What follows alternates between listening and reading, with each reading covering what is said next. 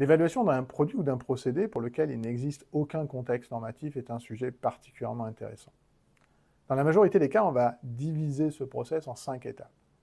La première est bien évidemment la définition des revendications du fabricant pour ce produit ou ce process.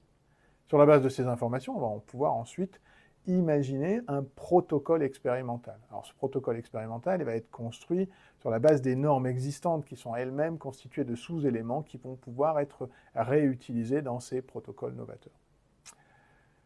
La troisième étape, elle, consiste à évaluer le produit ou le procédé à l'aide du protocole expérimental qui aura été mis en place lors des étapes préalables.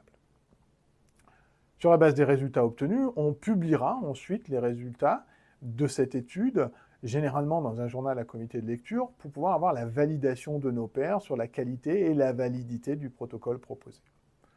Enfin, la dernière étape, et une étape qui me semble particulièrement importante, c'est l'utilisation de toutes ces données, qu'il s'agisse du protocole ou des résultats de l'étude, pour faire évoluer le contexte normatif. En effet, de nombreuses normes ont été créées sur la base d'études réalisées sur des produits innovants pour lesquels il n'existait aucun cadre normatif.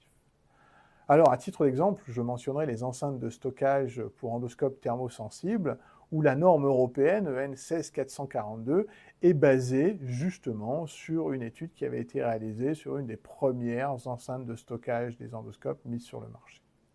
Alors pour conclure, je voudrais dire que la normalisation ne doit pas être un frein à l'innovation, c'est bien évidemment l'inverse, c'est l'innovation qui alimente la normalisation pour pouvoir justement créer de nouvelles normes pour tous ces procédés innovants.